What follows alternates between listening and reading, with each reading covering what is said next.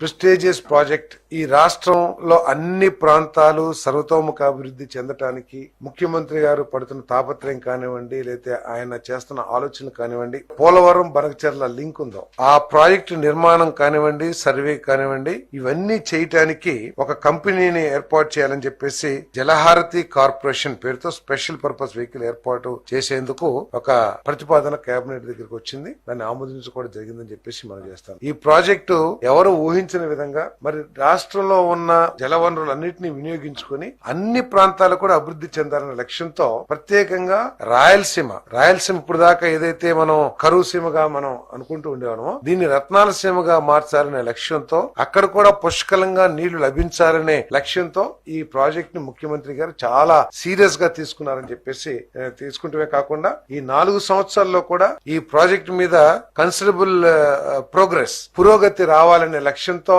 ఈ ప్రభుత్వం పనిచేస్తుందని చెప్పేసి మనం చేస్తాం. అంటే ఒక అనుభవజ్ఞుడైన ముఖ్యమంత్రి రాష్ట్ర పగ్గాలను చేపడితే రాష్ట్రానికి ఏ విధమైన మేలు జరిగింది అనడానికి ఈ ఆలోచన ఒక నిదర్శనం అని చెప్పేసి కూడా ఈ సందర్భంగా తెలియజేస్తాను. ప్రతి సంవత్సరం కూడా గత 100 సంవత్సరాలు మనం తీసుకున్నట్లయితే ప్రతి సంవత్సరం 1000 నుంచి 2000 టీఎంసీల నీళ్లు వృధాగా సముద్రంలోకి వెళ్ళిపోతా ఉంటాయి. ఎన్ని ప్రాజెక్టులు తెలంగాణలో కట్టారు, పైన మహారాష్ట్రలో కట్టారు, ఏ రాష్ట్రాల ద్వారా ఈ నది ప్రవహిస్తుందో అక్కడ అన్ని కూడా ప్రాజెక్టులు కట్టారు విత్ పర్మిషన్ విత్ అన్ని కూడా. అయినా కూడా అన్ని ప్రాజెక్టులు కట్టినా నీటిని వినియోగించుకోగా ఇంకా 100 సంవత్సరాలు మనం హిస్టరీ తీసుకుంటే 1000 నుంచి 2000 టీఎంసీల నీళ్లు వృధాగా సముద్రంలోకి వెళ్ళిపోతా ఉన్నాయి. సో అటువంటి వాటర్ ని తీసుకుని ఇతర రాష్ట్రాలతో ఎక్కడ కూడా మనకి వివాదం లేకోకుండా ఈ ప్రాజెక్ట్ ని రాయలసీమ అభివృద్ధి కోసం వినియోగించాలనే లక్ష్యంతో ఈ ప్రాజెక్ట్ ని టేకప్ చేయబోతుందని చెప్పేసి మనం చేస్తాను. మరి దీనికి దాదాపు 80,000 కోట్ల రూపాయలు ఖర్చు అవుతుందని చెప్పేసి కూడా ప్రాథమిక అంచనాలు ఉన్నాయి. మరి దీన్ని ముఖ్యమంత్రి గారు తర్వాత డిప్యూటీ చీఫ్ మినిస్టర్ గారు తమ పరపతిని కేంద్ర ప్రభుత్వంలో, ఎందుకంటే ఎన్డీఏ కూడా మన భాగస్వామి కాబట్టి